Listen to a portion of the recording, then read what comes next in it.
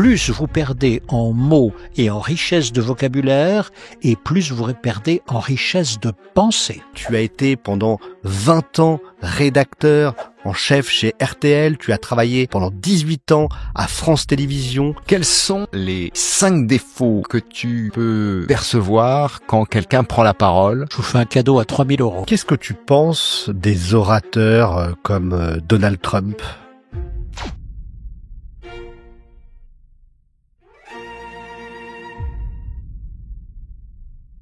Bienvenue dans ce nouvel épisode du podcast du Clash au Cash, le réveil juridique des entrepreneurs. Aujourd'hui, nous recevons Thierry Watelet. Thierry Watelet est un formidable orateur. Bonjour Thierry. Bonjour à tous. Bonjour Thierry.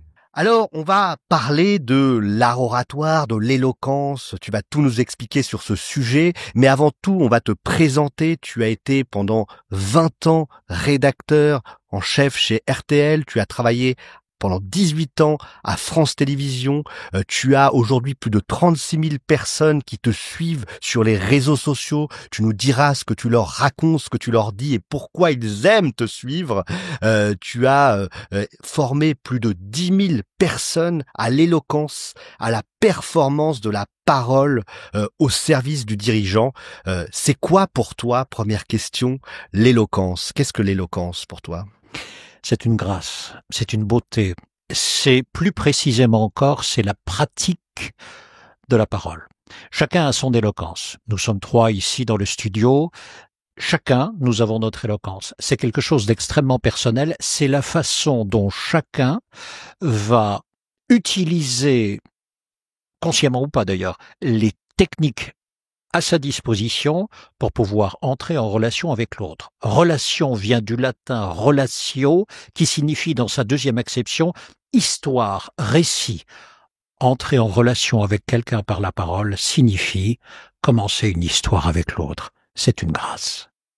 Magnifique. Alors, on est sensible, nous en tant qu'avocats, à l'art de la parole, puisque notre quotidien, c'est aussi de réussir à convaincre des personnes, réussir à écouter aussi ceux qui viennent nous voir avec leurs histoires et de savoir les restituer devant un tribunal, devant une juridiction qui va nous écouter, qui va comprendre ce qu'on veut dire et qui va aller dans le sens de ce que l'on souhaite. Et on est sensible à cela. Quels sont les principaux critères d'une bonne prise de parole?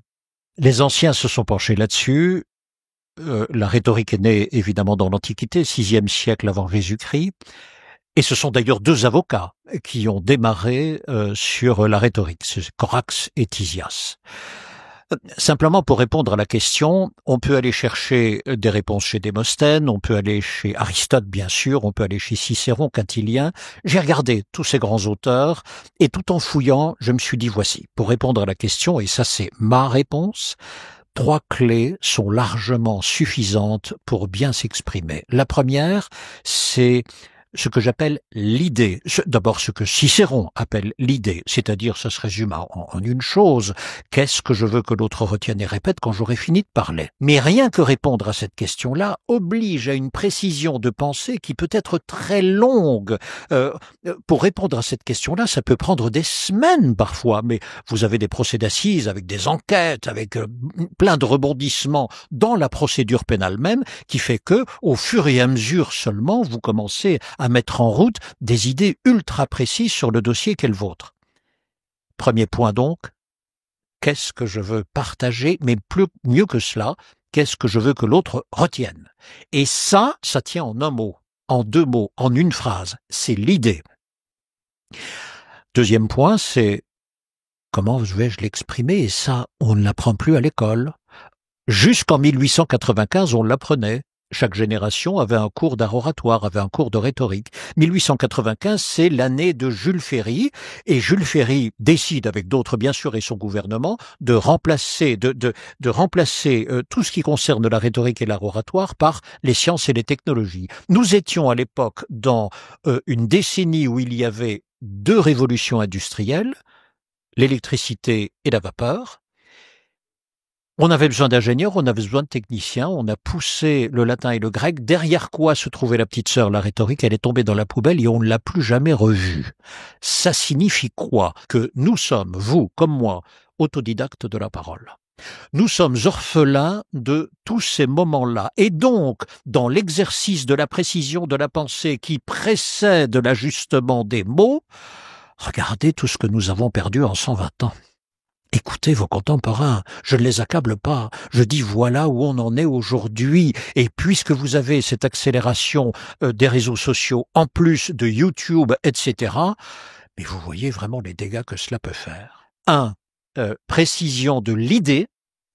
2. Comment dois-je l'exprimer? Et ça, c'est écrit depuis 3000 ans. Aujourd'hui, l'éloquence qui nous rassemble, celle qui est de notre temps, clairement, celle qui est de début 2025, majoritairement exprimez-vous en phrases principales. C'est ce que Cicéron appelle l'orateur simple. Phrase principale, de quoi s'agit-il? Il s'agit simplement d'une phrase qui ne comporte qu'une seule information. C'est tout. Un exemple? Oui. La porte s'est ouverte. Écoutez mes phrases. La porte s'est ouverte. Il est entré. Il avait une grosse pomme. Il s'est assis. Il a déposé la pomme sur la table. La pomme a roulé. Il est allé dans un coin. Elle a commencé à pourrir. Il nous a regardé. Il nous a engueulé. Il est reparti. On l'a plus jamais revu. Ce ne sont que des phrases principales. Voulez-vous que je remette maintenant toutes ces informations-là dans une seule phrase? Vous allez voir que la musique va changer. Alors qu'il était entré quelques minutes plus tôt, que s'étant assis à la table, ayant déposé une grosse pomme, celle-ci ayant roulé, tombé, étant en train de pourrir dans un coin, virgule, retenez bien tout ce que je viens de vous dire parce que vont surgir le sujet principal et le verbe principal de la phrase, suivi des compléments associés. Je vous donne la clé anglaise et je passe à la suivante. Je résume. Quand vous vous exprimez en phrases complexes, qui sont très belles, celle ou celui qui fait le boulot, c'est celle ou celui qui écoute. Et quand vous vous exprimez en phrase principale, celle ou celui qui fait le boulot, c'est celui qui parle. 2 points, idée, phrase principale, dernier point, il faut l'ajouter, mais ça vous le savez, vous les avocats vous le savez, mais vous êtes les seuls exemples. Néanmoins, on ne vous entend pas suffisamment là-dessus.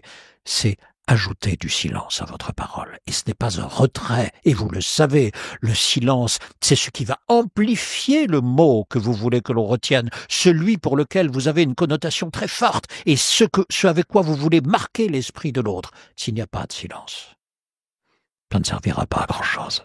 Et si tu avais un conseil à donner justement à quelqu'un qui prend la parole sur les réseaux sociaux, parce qu'aujourd'hui c'est ça, les dirigeants, les jeunes dirigeants, nous en recevons dans notre podcast, ils doivent prendre la parole sur les réseaux sociaux. Quelles phrases simples ils peuvent faire pour se démarquer? Et justement, si tu devais résumer ton propos pour eux, puisque on sait aussi que la capacité d'attention aujourd'hui est très limitée, qu'est-ce que tu leur dirais? On est 3 autour de la table. Qu'est-ce qui nous distingue? Nos identités. Vous voulez vraiment être différent, mais soyez vous-même. C'est la seule recette que moi j'ai trouvée.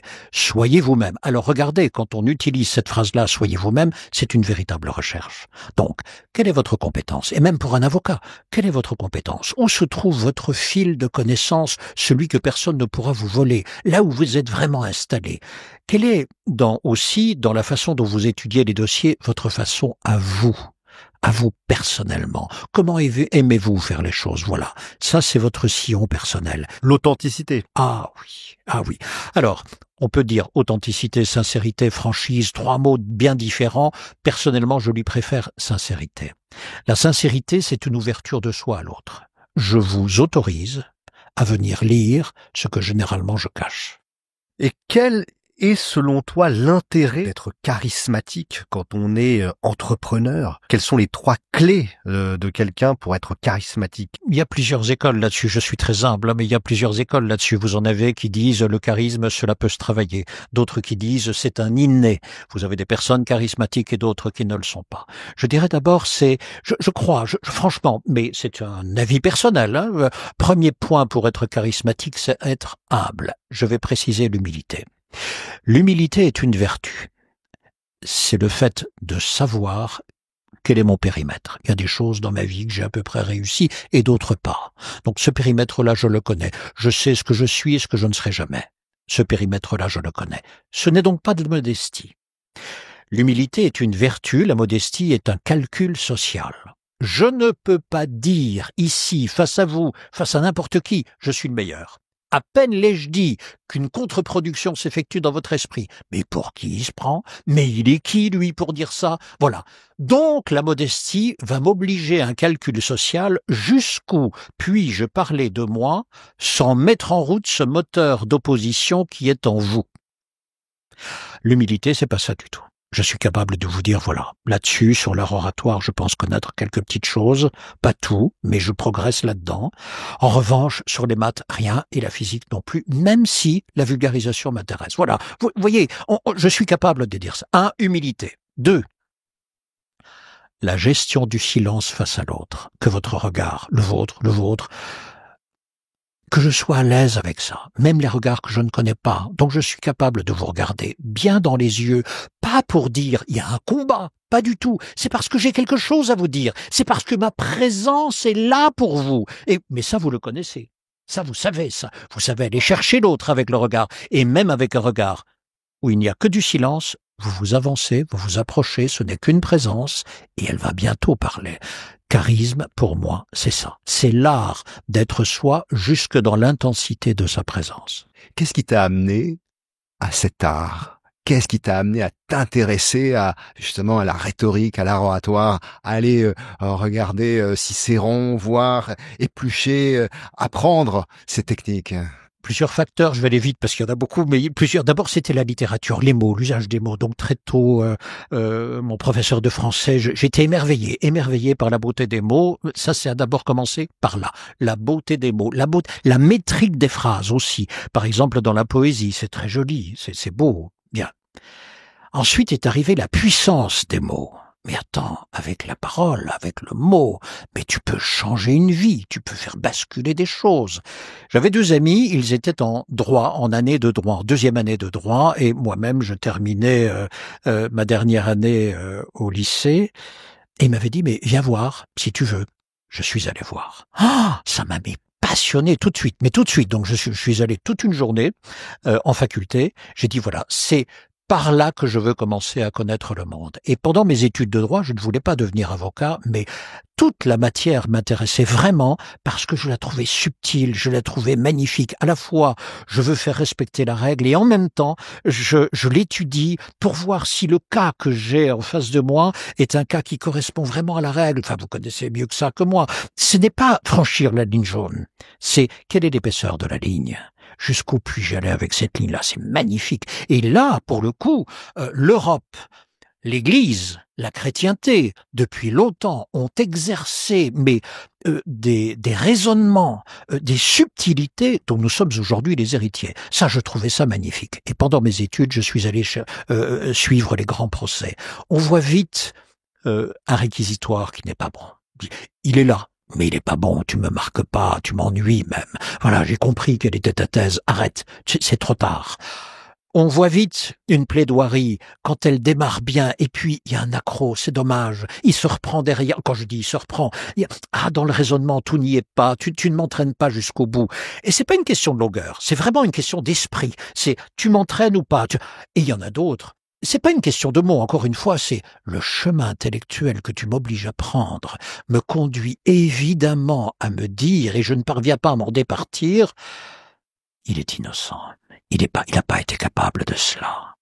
Et je voudrais me départir de cette conviction que vous partagez avec moi ou que vous voulez que je partage avec vous. Et ça, nom d'un chien, je ne parviens pas à l'enlever. Ensuite, lorsque le jury va se retirer avec le président de la Cour et que les débats vont commencer, c'est avec ce matériau-là que vous aurez semé que les débats vont commencer. Et là, je dis bravo, ça me passionne vraiment. C'est-à-dire la puissance du mot. Je vais jusqu'au bout, ça c'est l'avocat. Mais maintenant, le chef d'entreprise, le dirigeant, le décideur, là, je dois fédérer, je dois emmener. C'est-à-dire, nous sommes tous autour de la table. Et voici que je veux vous dire, on y va. Mais c'est un miracle, hein, ça. C'est un miracle. Parce que d'une immobilité qui est caractéristique de chacun d'entre nous, je dois vous voir vous lever et ensemble porter le même projet. Bon courage. Et ça par la puissance des mots. Mais il va falloir que je vous fasse rêver pour ça. Plus que cela, il faut que j'allume un moteur en vous, qui soit un moteur individuel ou collectif, mais qui nous permette ensemble d'aller porter un projet dont moi, je vous ai expliqué les tenants et les aboutissants. Mais pour moi, c'est miraculeux, ça. Le chef d'entreprise qui y parvient, c'est miraculeux. Il n'y a pas que la parole dans cet exercice-là. Mais avouez avec moi qu'elle est pour 60-70%, elle est là. La personnalité sera là, d'autres choses aussi, tout un écosystème autour de la parole. Mais c'est quand même elle qui, au départ, va expliquer le projet, sans quoi on ne sait pas où on va. Il y a l'idée. Il y a l'idée, en fait, qui préside la parole. Je me réfère au podcast précédent que nous avons fait avec Quentin Gully, où justement c'est un entrepreneur très charismatique. Il disait à quel point c'était puissant et fort, en fait, à un moment donné, de sortir d'un comex, et que comme les idées et les process étaient bons et que, en fait, lui avait le leadership de se faire écouter par ses équipes, il pouvait transmettre véritablement les idées et du coup les actions qui devaient être mises en place dans l'entreprise. Et là, quand on a finalement un peu comme dans un orchestre, on est musicien avec Jean-Philippe. C'est exactement ce que je voulais aussi aborder. Ouais, cette force du chef d'orchestre où en fait à un moment donné les choses sont mises en place, et ben effectivement ça se déroule tout seul et l'entreprise forcément elle va vers le succès. Pour qu'elle se déroule toute seule, j'imagine qu'en amont il y a un travail assez conséquent pour arriver à cette maîtrise. Comme un instrumentiste, il va faire ses gammes. Quelles sont les gammes de l'orateur? Les gammes, elles sont énormes. Les gammes de l'orateur, je dirais d'abord, comme il n'y a plus de cours aujourd'hui, il n'y a plus de standard déjà. Donc il faut se créer ou bien aller choisir un standard. Je m'explique. Vous avez beaucoup de livres sur l'art oratoire qui paraissent. Et franchement, tout ce que publient mes confrères, je l'achète. Il y en a encore un qui vient d'être publié tout récemment. Je l'ai acheté, je l'ai parcouru. Je n'ai pas tout lu, bien sûr, mais je l'ai parcouru pour voir quoi? Quelle est la recherche que tu as faite sur cette discipline? Qu'est-ce qui t'amène à me dire la comparaison c'est bien ou l'analogie c'est bien? Il y a une vraie réflexion sur la parole avant.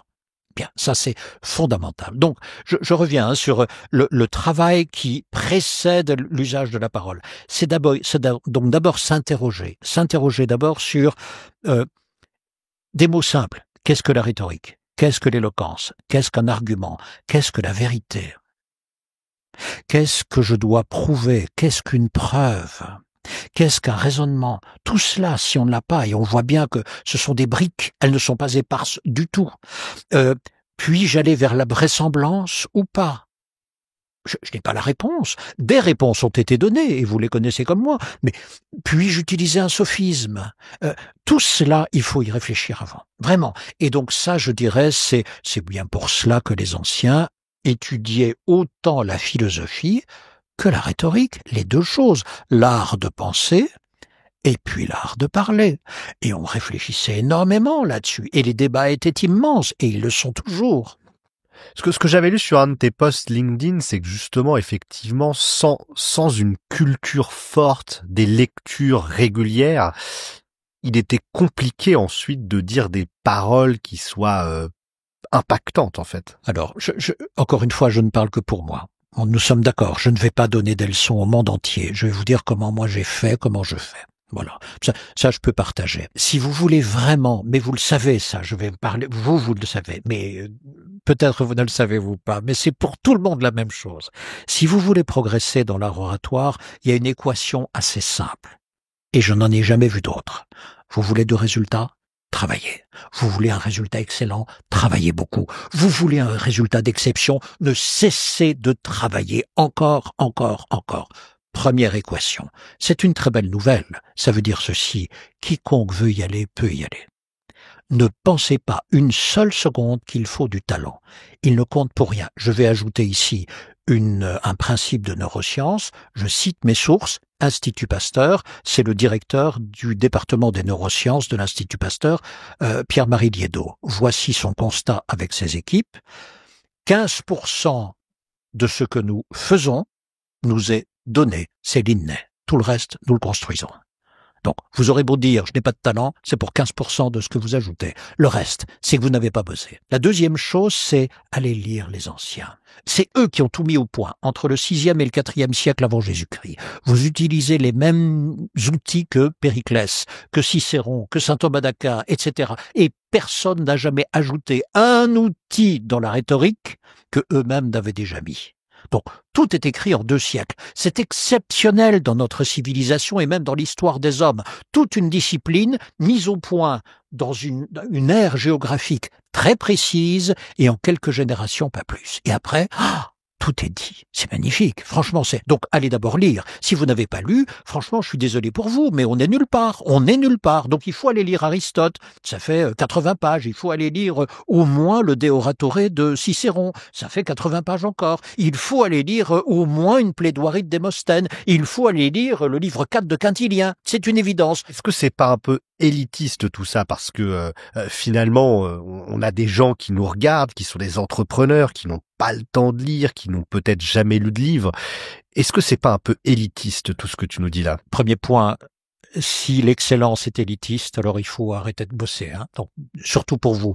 Donc, premier point. Non, ce que je veux dire surtout, c'est ceci. Je suis d'accord pour un dirigeant, mais on est bien d'accord, tous les dirigeants qui nous regardent, ils disent, attends, ouais, je vais pas faire tout ça. On est bien d'accord. Il y a peut-être ChatGPT, mais on y reviendra sur l'IA. On va y arriver sur l'IA. Mais ce que je veux dire, c'est, il y a des bases, quoi. Franchement, il y a des bases. Maintenant, pour le dirigeant, le tout, c'est choisissez le maître, la maître, qui a de très bonnes bases, voilà, qui va vous entraîner sur des bases sûres, certaines, qui a donc, lui, elle, été lire les anciens, a lu vraiment tout ce qu'il fallait lire, et ensuite s'est fait une idée sur la pédagogie de la chose. Comment vais-je maintenant partager? Parce que le dirigeant, il a des missions très précises. Avec quoi vais-je encombrer son esprit? Franchement, pour répondre à cette question, personnellement, je dis, il n'y a que 3 clés au départ pour le dirigeant. Cela suffira pour ce qu'il a à faire. Ce que je retiens, c'est que le travail, évidemment, dans cette matière, mais comme dans toutes les matières, et finalement dans l'entrepreneuriat en général, on n'a pas de résultat si on ne bosse pas, on n'a pas de résultat si on ne travaille pas. Nous, par exemple, certaines personnes nous disent, bah oui, vous parlez bien, vous faites des webinaires, ils sont top. Bah oui, parce qu'on en a fait des centaines. Oui, parce que de par notre métier d'avocat, au quotidien, nous sommes amenés à prendre la parole. On n'a pas de talent particulier, c'est juste parce qu'on le fait beaucoup. Et si vous souhaitez augmenter dans une compétence particulière, et que ce soit l'art de la parole, mais ça peut être l'art du marketing ou autre, faites beaucoup, passez à l'action. Faites, vous progresserez, et puis documentez-vous sur ce que font les meilleurs, inspirez-vous, et c'est aussi dans ce cadre-là qu'on fait ce podcast, c'est aussi pour s'inspirer, et tu es inspirant, Thierry. Il y a une question que je voulais te poser, parce que c'est vrai que on est avocat, on a l'habitude de prendre la parole, on a l'habitude d'aller plaider devant les tribunaux, il n'empêche qu'à chaque fois, à chaque dossier, on ressent toujours petit pincement avant de prendre la parole, avant de dire qu'on va défendre notre client. On a en tête la stratégie qu'on va délivrer au tribunal. J'aimerais savoir, toi, de ton côté, tu es orateur depuis des dizaines d'années, tu es passionné par cette matière. Avant de prendre la parole, que ressens-tu? Es-tu anxieux? As-tu une manière, des techniques pour parler en public, avoir cette assurance, cette manière de dire les choses, de les déclamer quelque part, avec assurance? Voilà, quelles sont, parce que souvent, la prise de parole est associée à une peur de prendre la parole en public. On a peur de s'exposer, on a peur d'être vu, jugé. On se dit, je veux fuir. Voilà. Et donc, quelles sont les techniques pour apparaître avec cette confiance? La première chose, sachez que quoi qu'il arrive, vous serez jugé. Donc, arrêtez d'avoir peur, vous serez jugé. Moi, ici, vous me regardez, je suis jugé. De toute façon, il plaît, il ne plaît pas. Donc ça, il va falloir s'accommoder. C'est la vie. Vous plairez à l'un et pas à l'autre. C'est la vie. C'est la vie. Donc là-dessus, il faut vraiment apprendre. C'est pas une question d'art oratoire, je dirais ça. Donc être jugé, mais avoir peur. Avoir peur, comme je viens de le dire, pour moi, je dis la peur est légitime parce que jamais on ne vous a appris à parler. Si je vous dis en 90 secondes, fais en sorte que je sois prêt à aller travailler dans ton cabinet. Vous me dites quoi? Vous, vraisemblablement parce que vous y êtes plus habitué que d'autres. Mais pour beaucoup, c'est une énigme. Je fuis la question. Donc vous voyez, la peur pour moi est légitime. La peur est légitime. Maintenant, vous m'avez posé la question, et toi, comment tu fais? Il y a plusieurs cas de figure.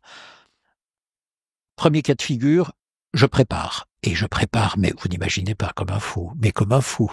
Quand je prépare pour mes clients... Par cœur ou pas par cœur? Alors, plus que par cœur, c'est au-delà du par cœur. Je vais y arriver. Mais la préparation, c'est pour vous dire, c'est d'abord des lectures. Pratiquement une 50aine de livres par an. Et ce sont que des essais. Et les essais, je les lis 3 fois. Je lis une première fois l'essai avec un crayon. Le deuxième, je recopie les passages dans mes calepins. J'en ai une quinzaine. Et troisième point, je relis. C'est ce que j'appelle le livre des livres. Oui, mais avec ça, ça va nourrir vos pensées. Interrogez-moi sur tous les sujets. Je vous assure que j'ai quelque chose à vous dire qui ne m'appartient pas. Je vous donnerai la source. Mais au moins, ça, je l'ai en tête. Vous voyez la somme que vous pouvez avoir. Pas pour le plaisir. Alors si, le plaisir de connaître, franchement, c'est un plaisir. Mais surtout, le plaisir de pouvoir dire, et qu'ici, là-dessus, il y a un auteur qui a dit cela, un autre a dit cela. On pourrait également, par contradiction, penser ceci, etc. Vous pouvez nourrir vos pensées. Donc ça, c'est le premier point. Préparation. Quand c'est une préparation, c'est pour vous donner maintenant un ordre de grandeur. Une conférence, c'est 150 répétitions. Donc, c'est pas une, c'est pas 10. Une conférence, c'est 150 répétitions. Du par cœur, non. J'écris tout le texte. Une fois que vous avez écrit le texte, c'est biologique, la parole. Autrement dit, si c'était du par cœur, je reviens sur de la mécanique. Et la mécanique, elle va se briser sur un trou de mémoire. Donc non, aller plus loin, ça veut dire quoi? Une fois que vous avez votre texte et qu'il est écrit, c'est pas mal, parce que là, au moins, on a un standard. Prenons le premier paragraphe. Premier paragraphe, je me dis, on m'aura présenté, on aura fait mon éloge. Imaginons, j'imagine, une éloge largement supérieure à ce qu'il peut exister. Comment je réponds à cela? Je vous donne la réponse. Madame la Présidente, Monsieur le Président, avec de tels éloges, on ne peut que décevoir. Ou bien se donner beaucoup de mal, je choisirai la deuxième option. Bien. Ça, c'est le premier paragraphe. Deuxième paragraphe. C'est ce qu'on appelle en marketing le hook ou l'accroche. Possible. En tous les cas, ici, c'est la réponse à quelque chose de très agréable. Mais bon, il faut bien y répondre. La deuxième chose, c'est on ouvre comment? On ouvre comment? C'est-à-dire, je vais démarrer par quoi? Et le je vais démarrer par quoi? La première intention que vous avez, vous aussi, c'est écoutez-moi. À la limite, donnez-moi un verre et un couteau, je vais taper dessus pour dire « Stop, j'ai quelque chose à vous dire ». Or, ça ne se fait pas comme cela par la parole. Donc, qu'est-ce que je vais bien pouvoir dire pour fédérer les attentions? Et vous voyez que à cet endroit-là, eh bien, mes propos vont être bien différents de ceux qui seront plus loin, parce que plus loin, c'est ce que je veux partager. Je démarre par quelque chose qui n'a rien à voir avec ce que je veux dire, mais qui a pour intention de fédérer toutes les attentions. Donc ce deuxième paragraphe-là, maintenant, je vais le dire comment. Un exemple, par exemple. Exemple, la prochaine conférence se situe à Dijon. La prochaine, voilà, j'en ai une et je suis en train d'écrire le début. Dijon, eh bien, je choisis d'ouvrir par le lieu. D'accord. Je choisis d'ouvrir par le lieu. Dijon, ça vous parle en quoi? Oh, ce sont les ducs de Bourgogne. C'est également le vin. La moutarde. C'est également, pardon? La moutarde. Oui. Et puis, la moutarde. Et puis, c'est également une puissance largement supérieure au roi de France pendant longtemps. Elle a été crainte, cette région-là. Ils étaient les plus forts du périmètre français, je vais dire tel que connu aujourd'hui. Parfait. On y va là-dessus? Allez, on ouvre avec le lieu. Madame la Présidente, Monsieur le Président, merci beaucoup pour les éloges immenses que vous venez de faire. Avec de tels éloges, on ne peut que décevoir ou bien se donner beaucoup de mal. Mesdames et messieurs, j'ai choisi la deuxième option. Dijon, cœur de la Bourgogne, depuis des siècles aujourd'hui, vous imposez un pouvoir à quiconque vous rend visite. D'abord parce que vous avez des ancêtres illustres, les ducs de Bourgogne, et leur empire allait de Bruges à Châlons. Ensuite, parce que vous avez importé une richesse énorme et vous en avez exporté autant. Vous avez importé quoi? Vous avez importé de la soierie, vous avez importé des tapisseries. Elles se trouvent ici chez les ducs de Bourgogne, dans le palais des ducs de Bourgogne. Mais vous avez exporté également votre vin. Et c'est avec votre vin que vous avez initié la diplomatie. C'est un duc de Bourgogne qui, le premier, a initié la diplomatie et le vin, parce qu'avant on ne faisait que des libations. Alors si vous le voulez bien, quelques siècles plus tard, et s'agissant de la Bourgogne, reprenons à la fois la diplomatie, à la fois la joie de vivre et à la fois la profondeur qui est la vôtre. Sur le sujet qui m'amène vers vous, il s'agit tout simplement de s'interroger. Y aurait-il dans le management des entreprises des choses que l'on a oubliées? Cherchons bien, puisqu'on les a oubliées. Deux choses que j'aimerais vous rappeler ce soir, etc., etc. On peut y aller, mais on peut aller de mille façons. Il faudra que je le réécrive, bien sûr. Mais voilà, on peut le commencer comme ça. Alors, dans ce podcast, notre objet est aussi de voir justement les entrepreneurs, et tu es toi-même entrepreneur, puisque tu aides les dirigeants, tu nous expliqueras comment et quel est véritablement ton métier. Et où as-tu eu des points de réveil juridique? Est-ce que tu as eu des problématiques qui t'ont réveillé sur le plan juridique? Alors dans réveil, il y a le rêve de l'entrepreneur et puis il y a l'éveil parfois qui fait mal. Est-ce que tu as eu des difficultés en ce sens? Je n'aime pas les conflits. Mais vraiment, ma nature, je n'aime pas les conflits. Et donc, je préfère fuir. Vous voyez? Donc, j'aurais été un très mauvais avocat parce que l'avocat doit aller à la bataille pour son client. Donc, alors clairement, quelles sont les problématiques auxquelles j'ai été confronté? Rarement, heureusement, mais j'ai eu des impayés. Je n'ai jamais poursuivi, je ne suis jamais allé au-devant de la personne. J'aurais pu, franchement, j'avais les contrats, j'avais tout, je le sais, j'avais toutes les pièces. Donc, franchement, j'aurais mis ça entre les mains d'une boîte de recouvrement, elle y allait sans aucun problème. Grâce à Dieu, je travaille avec des personnes qui sont policées, civilisées, avec qui je m'entends parfaitement bien. J'ai conscience d'évoluer, mais dans un milieu où je suis heureux comme personne ne pourrait l'être, quoi. Franchement, vraiment, je suis à l'abri de conflits, je suis à l'abri de pauvreté intellectuelle, je suis toujours sollicité par mes clients qui me posent des défis nouveaux, donc ça m'oblige à travailler, à aller de l'avant et à rester humble. Ça veut dire que là où vous êtes, vous n'êtes nulle part, il y a encore 1000 chemins à faire. Allons-y, grimpons. Et comment concrètement aujourd'hui tu accompagnes des dirigeants d'entreprise? Comme vous d'abord, on se t'aime. Raconte-moi ton souci, raconte-moi ton problème, c'est quoi? Quelle est ta problématique? Et comme vous encore, il va falloir aller chercher derrière les mots initialement dits. Parce que la personne s'exprime mal sur ces sujets-là. Elle dit « Non, mais moi j'ai peur », par exemple. « Moi j'ai peur ». Ça ne me dit pas grand-chose, ça. Tu as peur de quoi? Dis-moi jusqu'où tu es allé. Est-ce que tu as pris la parole? Oui, j'ai déjà pris la parole. Bon. Et alors, la peur, elle s'est installée quand? Oh, mais c'était bien avant. Mais ça, c'est pour tout le monde. C'est du trac, ça. Bon, on va travailler là-dessus. C'est pas grave. Ou non, mais j'ai peur aussi. Je ne dors pas bien. Ah, c'est autre chose. Attends, moi, je suis pas psychologue. S'il y a un problème, il faut vraiment, c'est pas mon officine. Il faudra aller ailleurs. Et c'est donc d'abord dialoguer pour pouvoir comprendre le sujet. Très bien. Ensuite, une fois que le client me dit, alors allons-y sur un cas très précis, ben voilà, qui m'a été posé il y a 2 heures. Bonjour Thierry, écoute, le 22 février prochain, on me demande d'intervenir pendant 6 minutes devant 1000 personnes, j'ai pas de sujet et je sais pas comment faire. Et là on m'a dit, il faut que tu craches le feu, il faut que ce soit comme au Moyen-Âge, il faut vraiment que ce soit quelque chose d'incroyable, etc. Or, le type, je le connais, c'est un très bon chef d'entreprise, il est très calme, il est très posé, et c'est pas son truc. Bon, donc, comment va-t-on faire? D'abord le sujet, qu'est-ce que tu veux partager? Premier point. Quelle est l'idée centrale? On revient sur Cicéron, on recommence. C'est qu'est-ce que je veux que les autres retiennent et répètent quand j'aurai fini de parler? Deuxième question qu'on va se poser, c'est, à ton avis, les 1000 personnes, dans quel état d'esprit sont-elles avant que tu prennes la parole? Donc là, c'est une hypothèse qu'on va formuler. Et on va se poser la deuxième question, dans quel état d'esprit souhaites-tu qu'ils soient lorsque tu quitteras la scène? Le delta, c'est toi. Le delta entre les deux, ce sera toi. Donc, nous aurons au moins une idée, mais nous aurons plus qu'une idée, nous aurons également de l'énergie que nous allons devoir transmettre par les mots, par une puissance, par une incarnation, par une authenticité, par une sincérité, et tout cela en 6 minutes. Donc, comment va-t-on démarrer ? Et comment va-t-on finir? Et au milieu, comment va-t-on développer? Et le début doit toujours être simple. Vous le savez, ça. La première phrase, elle doit être belle, elle doit être simple, elle doit s'adosser à un long silence que vous créez. Sans quoi, ça va démarrer n'importe comment. Donc, eh bien, allons-y, ça peut être quoi? J'en sais rien, moi, mais ça pourrait être, par exemple...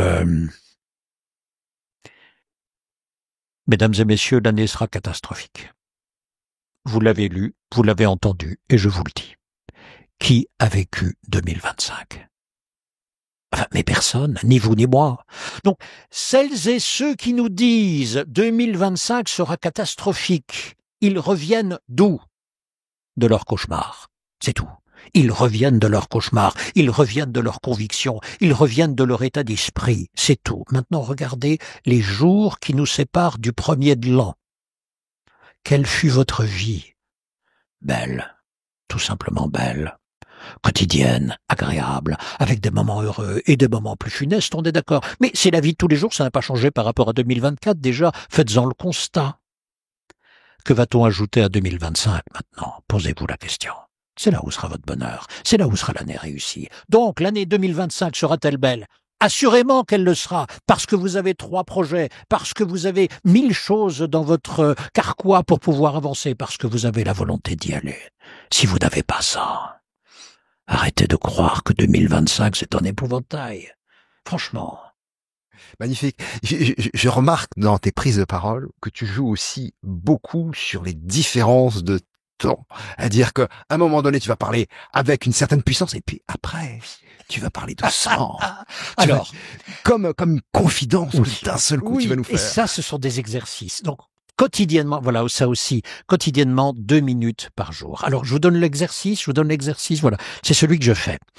Donc, dans votre bibliothèque, et j'espère que vous avez une bibliothèque bien plus large que votre écran de télévision, sans quoi vous n'êtes pas crédible, dans votre bibliothèque, allez prendre l'ouvrage que vous voulez.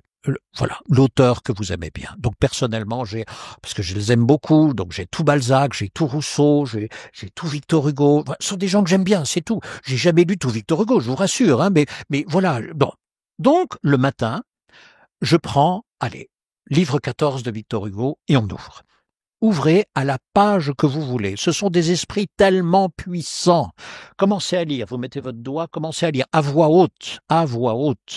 Et à un moment donné, vous allez être saisi d'un verbe, saisi d'un adjectif, saisi d'une tournure, de la façon dont il va expliquer une idée ou bien décrire quelque chose, un personnage, etc. Arrêtez-vous. Là, on s'arrête. Qu'est-ce qui vous a plu ? Reprenez le verbe qui vous a plu, parfait, l'adjectif, parfait, notez-les. Maintenant, dans votre quotidien, quand allez-vous utiliser cette tournure-là, ce moment-là ? On y va, je vais vous donner un cas précis. Un jour, j'ouvre l'un des derniers ouvrages de Victor Hugo, je l'ouvre, et vous avez chez cet auteur ce que les éditeurs appellent des tas de pierres. Ce sont des petits textes inclassables, ce ne sont pas des romans, ce ne sont pas des pièces, voilà. Et je tombe sur le tas de pierres suivant. Nous faisons œuvre de cantonniers, nous traçons la route, d'autres feront le voyage. Et rien qu'avec ces 3 phrases-là, je me dis, mais c'est exactement ce que nous faisons avec le climat. Il nous faut trouver une nouvelle voie, nous traçons la route, d'autres feront le voyage. Et si la route n'est pas belle, les autres ne pourront pas voyager. Nous sommes responsables de cela. Regardez comme c'est beau, mais là, je l'ai retenue même par cœur, tellement elle est belle, mais je la restitue à chaque fois à Victor Hugo. Mais vous voyez la simplicité de la chose ? Donc, tous les jours, je vais à l'école des grands esprits. Je suis au fond de la classe, je suis un cancre, d'accord, mais tous les jours, je m'y exerce. Tous les jours. Et ça dure 2 minutes, 3 minutes, parfois je me laisse emporter, ça dure une demi-heure, tellement c'est beau, tellement eux, ils sont magnifiques, voilà. Mais ça peut être une description de Balzac. Qu'est-ce qu'il est puissant dans le regard qu'il porte sur les hommes.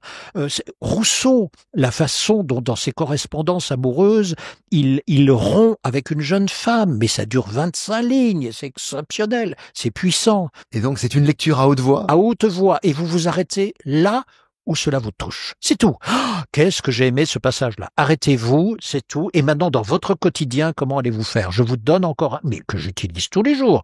Vous allez, celles et ceux qui me connaissent vont se retrouver. Je terminerai le podcast avec vous. Je vous enverrai un mail. Et je vous dirai, j'espère que cela plaira à vos auditeurs. Et puis là, je vais reprendre une formule que j'ai lue et que je prends à Jean-Jacques Rousseau. À défaut de choses savantes, j'espère qu'ils en retiendront quelques-unes d'utiles. Nourrissez-vous des grands esprits pour l'audace de leur vocabulaire, l'étendue de leur regard, et ceci va exercer votre esprit là où seul on n'irait jamais. Je ne suis pas contre les auteurs contemporains, mais ils ne m'apportent pas le même plaisir. Ils m'apportent le plaisir dans les réflexions profondes de notre temps, mais pas dans l'usage des mots. Beaucoup moins dans l'usage des mots. C'est rare. Quand j'ai une nouvelle phrase qui me frappe, qui me donne un suc, qui me donne une saveur nouvelle. J'ai l'impression, quand tu parles des mots, de la manière dont tu les utilises, j'ai l'impression d'entendre un musicien, en fait.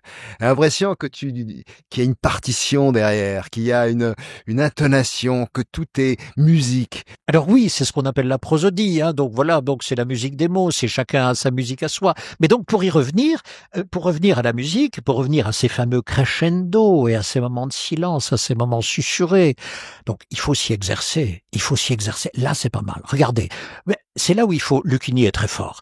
Il faut aller écouter Lucchini. Lucchini, il parle parfois avec une seule note sur la durée. C'était à Mégara, faubourg de Carthage, dans les jardins d'Hamilcar. Il y a 2 notes, pas plus. Il y en a que 2. Bien. Je peux lier toutes les phrases, les mettre sur une même note. Je suis arrivé à pied chez vous, il faisait un peu froid, j'avais les mains en poche, j'avais avec moi mon cartable, je me réjouissais de ce moment. Donc, tout ce que je viens de dire n'étant pas compliqué et en phrase principale, je peux lier toutes les phrases. Ce qui me permet ensuite de marquer un long silence, parce que autre chose va arriver. Je reprends. Je suis arrivé vers vous, j'ai marché, il faisait froid, j'avais les mains en poche et je portais mon cartable. J'ai sonné. Je me réjouissais du moment. Nous nous sommes attablés et la magie s'est installée.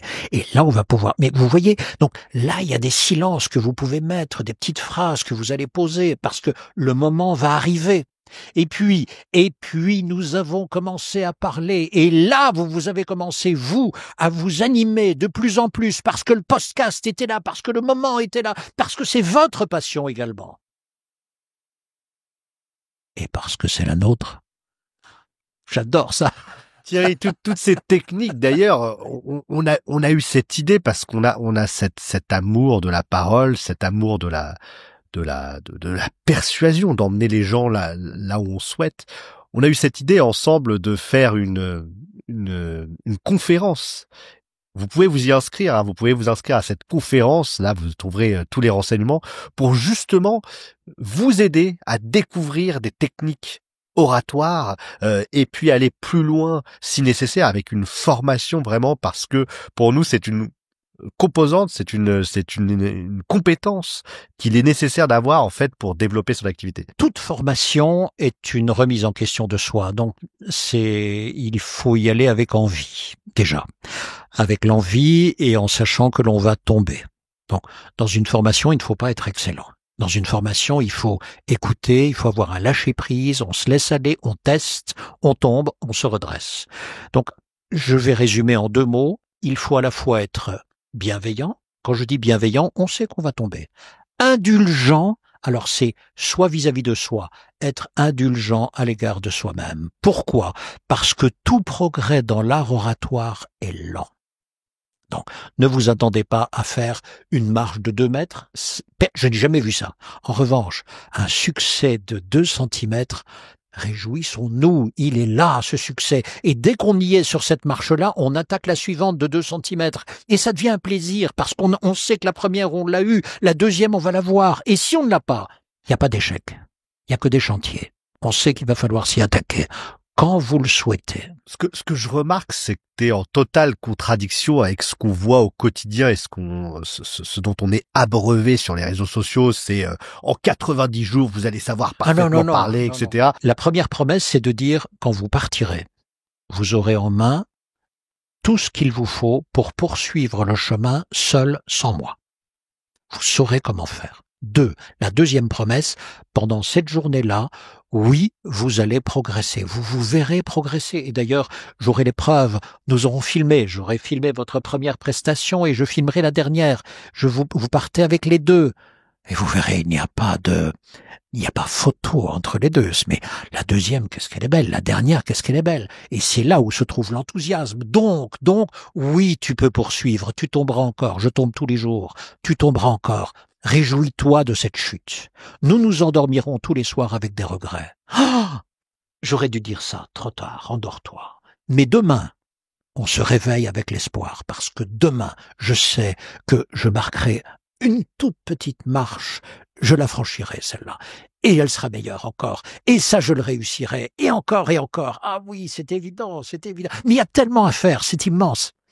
Quels sont finalement les 5 défauts majeurs que tu peux percevoir quand quelqu'un prend la parole? Alors le premier où j'ai de moins en moins de patience, je dois reconnaître, c'est baragouiner. Quand je dis baragouiner, c'est la personne parle, mais elle n'a toujours pas une idée précise en tête à partager. Elle a commencé à parler et tout le monde l'écoute, mais tu m'épuises avec ça, tu m'épuises. Que veux-tu partager? Donc ça, c'est le premier défaut. Deuxième défaut, c'est l'absence de silence. Pourquoi? Mais je vais vous le dire simplement, ceci, ayons simplement conscience d'un phénomène physique. Pour que vous puissiez comprendre ce que je dis maintenant, il faut 0,65 secondes. Je parle, c'est une onde, elle tape vos tympans, elle agite vos neurones, vous convoquez votre histoire, vos raisonnements, vos contradictions, et avec tout cela, vous suivez ce que je dis. Et tout en le suivant et en le comprenant, vous le contestez, vous acquiescez, vous avez plein de choses qui se déroulent. 0,65 secondes. Si je veux donc vous mettre dans le confort de la compréhension, je marquerai des silences. Ah, quel bonheur quand tu te tais. Mais c'est ça, donc, 2, c'est pas de silence, pas de confort. C'est ça, c'est là-dessus, on voit des gens qui veulent meubler. Mais oui, c'est, alors on me dit, arrête-toi, en fait, voilà, oui. arrête-toi, en fait. Et c'est la peur du silence. Alors, et la peur du regard de l'autre. On me dit, oui, mais alors si je me tais, il me regarde. Et quoi? Tu crois que, et quand tu parles, tu crois qu'on te regarde? On ressuscite l'attention. Mais on attend avec calme, c'est un cadeau que tu nous donnes. Voilà, deuxième point. Le troisième point, c'est la posture. Alors, la posture, c'est assez simple, il faut pas jouer. Mais la posture, c'est 2 points importants. Le premier, c'est je regarde les personnes à qui je parle. C'est la politesse que je dois à l'espèce. Alors donc non, je vais pas regarder à droite, non, je vais pas regarder au-dessus, je vous regarde, c'est tout. Et qu'est-ce que c'est agréable d'être, voilà, on est entre nous. Quand je dis entre nous, il y aurait même 25 personnes qu'on est entre nous. Voilà, reliés par le regard, c'est l'humanité, ça. Je déteste la personne qui ne nous regarde pas lorsqu'elle nous parle. Je déteste ça. T'as quoi à cacher? C'est quoi le problème? Il est où le souci? Même si on est dans la contradiction, mais je t'écoute. Et la contradiction va me nourrir. Je ne te répondrai pas nécessairement. Je te comprendrai d'abord. Suis-je capable de cela? Ça, c'est magnifique. Donc 3, c'est ça. C'est le regard. 4, arrête de te dandiner, d'être d'un pied sur l'autre. Non, arrête ça. Qu'est-ce que tu me fais? Alors, mais on ne peut pas bouger. Non, tu ne peux pas bouger. Non, mais je vais te dire pourquoi. Que ton mouvement soit en accord avec tes paroles. Est-ce que ton corps a quelque chose à dire avec tes idées? S'il n'a rien à dire, tais-toi, fais-le taire. Et le fais-le taire, c'est l'immobilité. S'il a quelque chose à dire avec tes idées, alors, vas-y. Joue. Quand je dis joue, c'est ça, je vais donner du relief à mes idées. Regardez, on peut le faire, hein, c'est vraiment assez facile. Voilà, depuis tout à l'heure, depuis quelques minutes ensemble, nous partageons sur quoi? 2 grandes idées. 1, je la mets ici. C'est la rhétorique, c'est la théorie. Ce sont les règles. 2, c'est l'éloquence, c'est la pratique, c'est la façon dont nous agissons. Je les ai mises dans l'espace. Vous les voyez, je peux donc légitimement aller là ou légitimement aller là. Et là, maintenant, vous me suivez dans l'espace. Donc maintenant, s'il y avait une scène, on peut les mettre dans l'espace. Et entre les deux, je mets un long moment de silence sur le temps où je marche. Je vais mettre donc la rhétorique à droite, par exemple. Et puis nous avons l'éloquence. Il y a une scénographie, une manière une mise en scène de la parole derrière ça, et tout est pensé. C'est-à-dire que tout est calculé quelque part. Est-ce qu'il y a une place pour l'improvisation? Alors, je pourrais citer Churchill qui dit un discours improvisé se prépare 3 fois. Voilà, mais une fois que j'ai dit ça, c'est une pirouette. Donc, pour y aller. Alors, le véritable orateur improvise très peu, mais vraiment très peu. Regarde, pourquoi? Parce que je sais que dès que l'on m'a dit c'est à toi sur tel sujet, ou bien écoute, on t'écoute, bien, je sais l'importance du début et je vais le soigner. Pour moi, non. Pour vous, c'est toujours, la parole ne peut être que généreuse parce qu'elle est adressée à l'autre bout des mots se situe l'autre. Donc je vais le dire encore autrement pour bien répéter. Toutes les techniques servent à quoi en gros, hein? Et puis je vais revenir sur la sincérité parce que derrière il y a cette question-là aussi. Donc premier point, c'est pourquoi bien apprendre à parler. Voilà en gros. Parce qu'à l'autre bout de mes mots se trouve l'autre. Et que j'ai le choix. Ça maintenant je vais citer Cicéron. Cicéron attribuait 3 fonctions à la parole. Informer, ce que nous faisons régulièrement. Émouvoir, là on parle au cœur plus qu'à l'esprit. 3, plaire. Plaire, ce n'est pas séduire. Plaire, c'est rendre le moment agréable. Autrement dit, au moment où je prends la parole, j'ai le choix. Ou bien je salope le moment, ou bien je le rends beau. Beau comme quoi? Avec la même esthétique et la même absence de sens que peut avoir la beauté d'une rose. C'est un instant éphémère que je vais dresser esthétiquement parce que j'en ai la responsabilité. C'est tout. Et vous voyez que là, je vais y réfléchir et je vais me donner cette responsabilité-là parce que je vous l'offre. Je l'offre ça à mes interlocuteurs. Donc, je pourrais ne pas le faire. Je le fais, il n'y a aucune intention de convaincre, aucune intention de persuader, c'est juste plaire. Et je peux donc ajouter une esthétique au moment où on partage simplement de l'information. Pourquoi travailler la parole? Parce qu'à l'autre bout, il y a l'autre. Et je le considère comment l'autre? Mais comme mon semblable. J'aimerais tant qu'on me prenne du temps chaque fois qu'on me parle. Alors, lorsqu'il y a l'enjeu, etc., je vais aller jusqu'au bout mais vraiment, je le dis aux dirigeants, ça. C'est tellement important. Moi qui vous parle maintenant, là, on est 4 dans la pièce, voilà, vous ne le savez pas, mais nous sommes 4 dans la pièce. Je parle.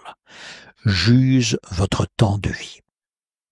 Ce qui signifie que je suis comptable de mes mots parce que chaque mot use votre vie.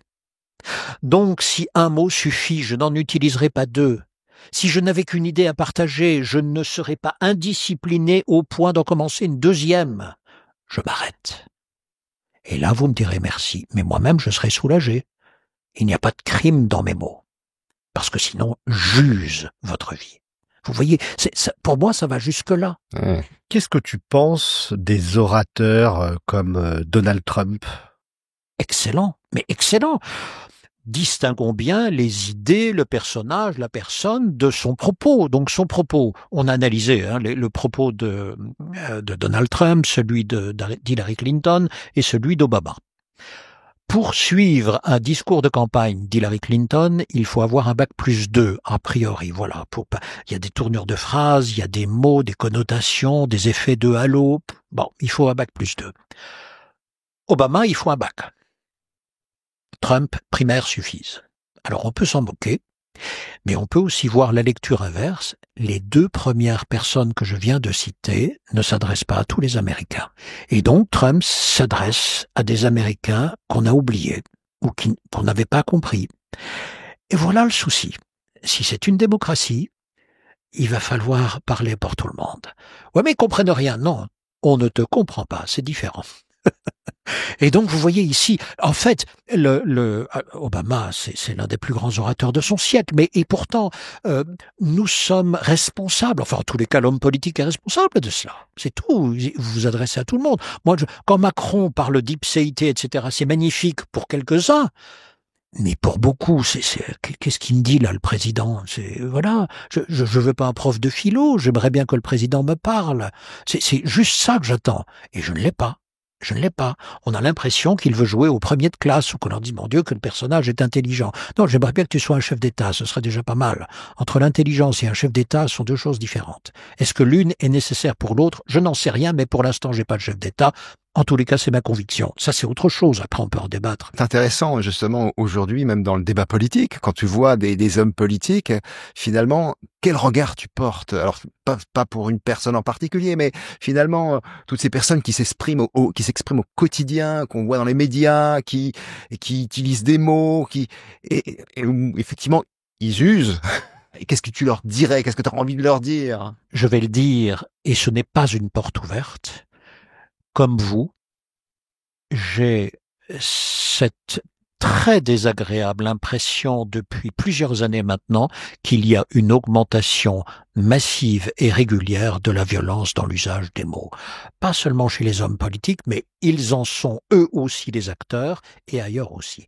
Il y a une violence dans la façon dont nous nous exprimons. Alors maintenant, si je prends le langage politique, là pour le coup, on le voit de plus en plus. Donc, ce que je leur dirais, c'est d'abord ceci.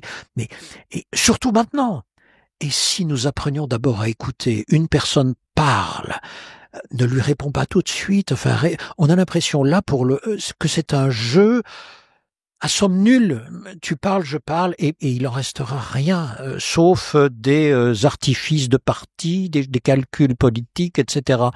Ça m'intéresse pas, cette parole-là est tellement creuse, ou me semble creuse. Tu as côtoyé des personnalités.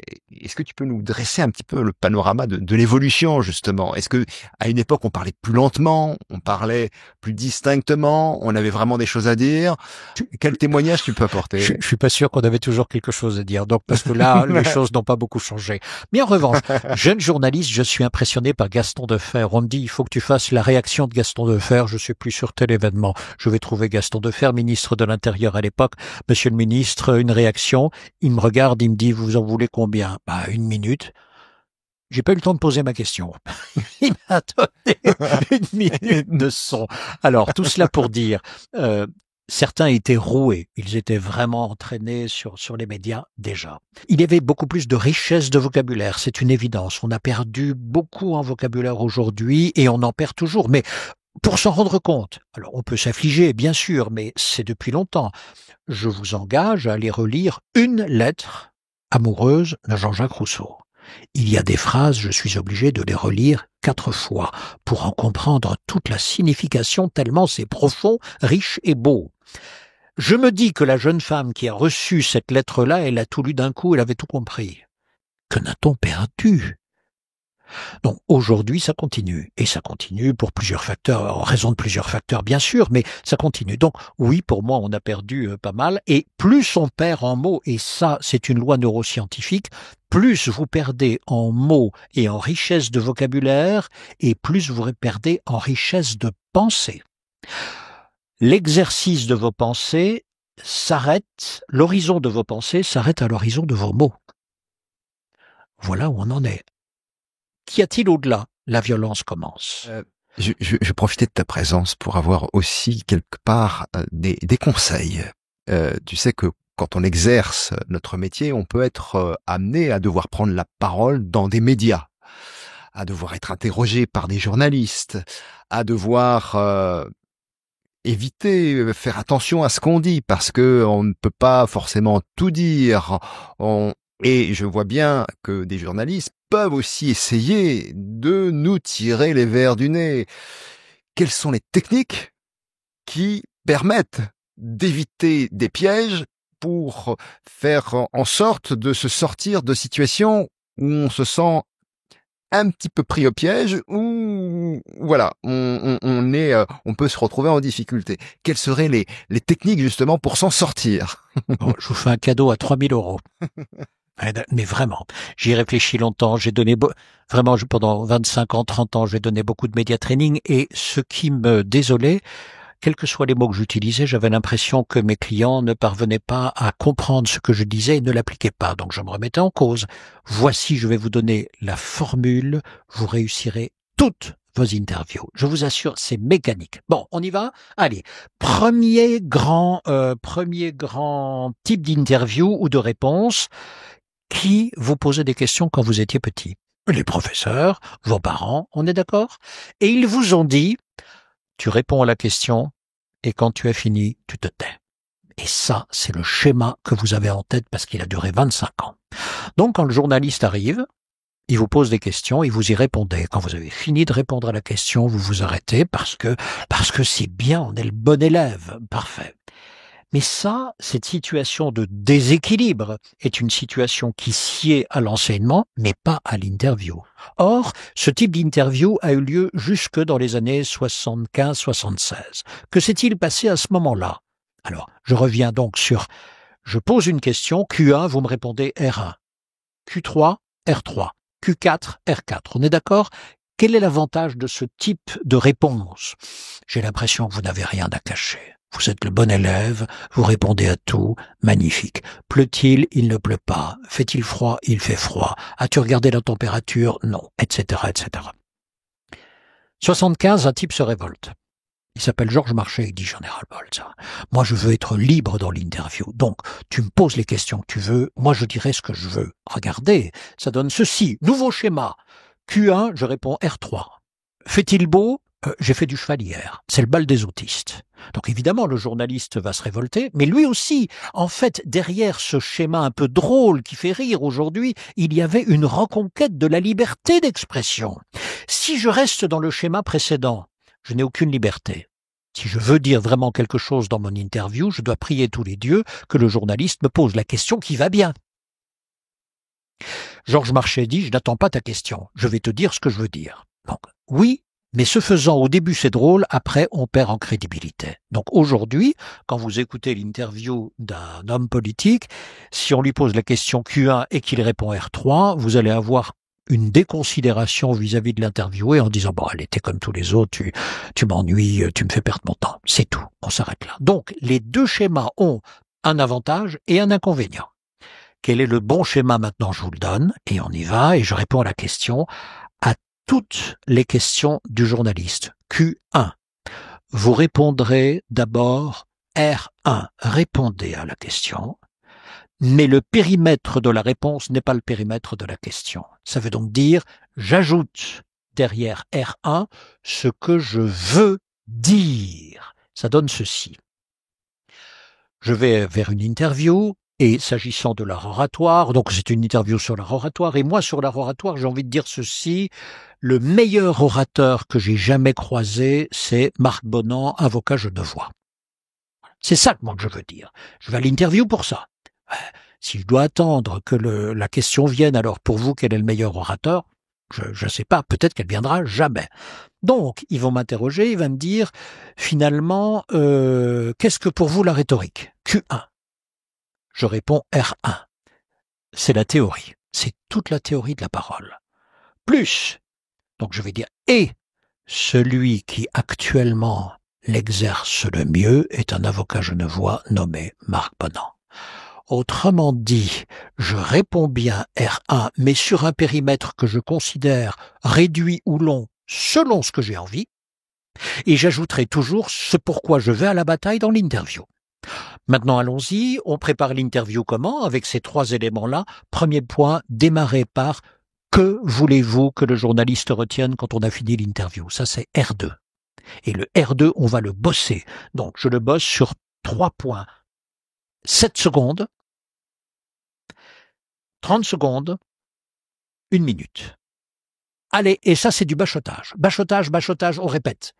Une fois que c'est prêt, on va s'occuper du Q1, parce que Q1, Q2, Q3, je m'inquiète des questions ou pas? Déjà, je vais demander au journaliste, est-ce que vous avez vos questions? Et s'il ne les a pas, s'il ne veut pas vous donner les questions, au minimum, on va se référer à Quintilien, l'hexamètre de Quintilien que vous connaissez, c'est qui, quoi, quand, où, comment, pourquoi. Toutes ces questions-là, il va vous les poser. Donc ça, déjà, je peux les préparer. Ça, c'est pas mal. Donc, les Q1, c'est déjà pas mal. Donc, avec ça, je vais préparer R1, R3, R4, R5, R6, ce sera prêt. Et mon R2, maintenant, on peut faire le média training. Le média training, c'est 50 questions que je vous pose. Je suis en fond de cours, je vous envoie les balles et vous répondez à la question plus R2. Je veux que dans votre esprit, ce soit inscrit que vous vous moquez, entre guillemets, de la question à laquelle vous répondez. L'essentiel, c'est la dernière partie de votre réponse. C'est ça, c'est pour ça que je bats la bataille. Dans l'esprit du journaliste, que va-t-il se passer? Il vous pose une question, vous répondez R1, donc Q1, vous répondez R1, et vous ajoutez R2. Surprise. Tiens, vous apportez une plus-value là où je ne l'attendais pas. C'est déjà un élément surprenant. Je me dis, intéressant. J'ai le choix. Ou bien je continue ce que j'avais préparé comme interview, ou bien je pars avec vous sur R2. C'est tellement intéressant. Ça peut être ça aussi. Hein. Le journaliste n'est pas là-dessus adolescent, pas du tout. On peut partir là-dessus si c'est intéressant. Dans la suite de l'interview, vous allez me répéter R2 une deuxième fois. Là, je vais comprendre. Si je suis un peu formé, je vais comprendre, c'est pour ça que vous êtes venu sur l'interview. Merci de me le faire savoir, j'ai compris. Parfait. Vous allez me le répéter une troisième fois. Là, vous devenez encombrant. Pour quelle raison? Parce qu'il va me falloir quand même une bonne dose de mauvaise foi pour ignorer ce que vous avez pris le soin de répéter 3 fois au moment où je vais faire mon montage. Vous voyez l'idée? À moins que je sois à votre égard franc et que je vous dise j'ai bien compris. Franchement, cette idée-là, elle est géniale. Je vais pas la diffuser cette fois-ci, si vous le permettez. J'étais venu pour ça et je diffuserai ça. Donc ça, je vous regarde droit dans les yeux et là, j'exprime ma liberté de journaliste. Mais je suis correct avec vous aussi là-dessus. Vous voyez l'idée? Ça, c'est pas mal. Ça, vous avez votre liberté. Vous êtes allé à la bagarre pour ça. Et je vous assure que tous mes clients, avec ça, à 90%, on gagne. On gagne. 90%, on est dans la cible. Tout le temps. Tout le temps, tout le temps. Parce que ce schéma, il est bref, il est court, vous l'avez compris. Avec ça, on peut bosser, on peut tracer, et c'est rapide. Hein. C'est rapide. On va pas y passer 3 heures. Hein. En 1h30, c'est fini. R2, donnez-moi d'abord un R2, ensuite on prépare la chose, ensuite on s'intéresse sur les Q1, Q2, etc. Et ensuite on répète en avant, en avant, en avant. Maintenant, tu peux y aller, c'est bon. Ton esprit est prêt. Merci Thierry, beaucoup de valeur apportée. N'hésitez pas à mettre des pouces bleus, n'hésitez pas à partager, n'hésitez pas à adresser ce podcast à des personnes que ça pourrait intéresser. Pour terminer, Thierry, si tu avais finalement un conseil à donner au petit Thierry qui avait 15 ans, s'il y avait des choses à redire, qu'est-ce que tu lui dirais? Lis 10 fois plus encore. Mais vraiment, parce que la pixelisation de la pensée à travers les réseaux sociaux est à la fois intéressante, mais elle est destructrice. Nous avons besoin de pensées profondes, de pensées longues. Et un livre, c'est un esprit qui vous donne du temps qu'il a passé sur un sujet. Ça vaut la peine d'aller lire le livre, de voir pour le contester, pour y réfléchir, que sais-je. Ça vaut vraiment la peine. Voilà. Je ne suis pas contre les réseaux sociaux. Ils ont leur dans le contexte dans lequel on vit, c'est aussi intéressant. Il y a vraiment des publications très intéressantes, d'autres moins, mais ici, faisons nos choix. On ne peut pas dire que la presse a toujours été excellente, hein, franchement, et on peut remonter sur tout ce que l'humanité a fait. Il faut faire ses choix. En revanche, c'est ça, je dirais vraiment, la parole est intimement liée à la pensée. Et la pensée, pour moi, je ne la construis que dans la lenteur de l'esprit de l'autre, de la rencontre. Et la rencontre se fait comme avec vous aujourd'hui, mais elle se fait aussi à travers des livres. Les livres, c'est toute une part, la meilleure part de l'humanité qui est dans ma bibliothèque. Est-ce que vous vous rendez compte? C'est dans mon salon. J'ai Cicéron dans mon salon. Mais non, mais vous vous rendez compte de la chose. Ça veut dire que le temps que je peux passer avec lui, mais c'est un temps précieux. Lui, ça lui coûte plus rien. Moi, c'est un bonheur. Alors, choisissez l'auteur que vous voulez. Je parle de Cicéron, mais choisissez l'auteur. Et en plus, surtout, sortez-vous de l'idée que vous êtes obligé de lire le livre de A à Z. Combien de fois je ne vais pas uniquement sur une plaidoirie de Démosthène, juste parce que c'est joli, parce que c'est beau, parce que... Mais comment il a fait encore ça? À un moment donné, Démosthène, voilà, il faut bien voir, il est en face d'agriculteurs, hein, en face d'agriculteurs, de commerçants, de pêcheurs. C'est l'agora athénienne, hein, ce ne sont pas des polytechniciens. Et voici un début de plaidoirie. Athéniens, cela fait 9 jours que vous débattez. Et cela fait 9 jours que vous tournez avec les mêmes idées. Si vous aviez eu ce soir une idée différente, je me serais tu. Mais puisqu'aucune ne l'est, je me permets enfin de prendre la parole. Alors, réfléchissez 2 minutes à ce qu'il vient de dire. Vous êtes vraiment des trous du cul, hein, franchement. Mais ça fait 9 jours que vous répétez la même chose, quoi. Il va falloir que je m'en mêle. En gros, c'est ça. Oh là là, mais il le dit avec une élégance, avec une douce. C'est magnifique, Démosthène. Merci Thierry pour cette intervention, pour ta présence au podcast et pour tout ce que tu as dit. C'est passionnant, j'allais même dire fascinant, parce que la parole est quelque chose de fondamental. C'est le lien entre moi et les autres. C'est ce qui fait que on crée un rapport entre humains.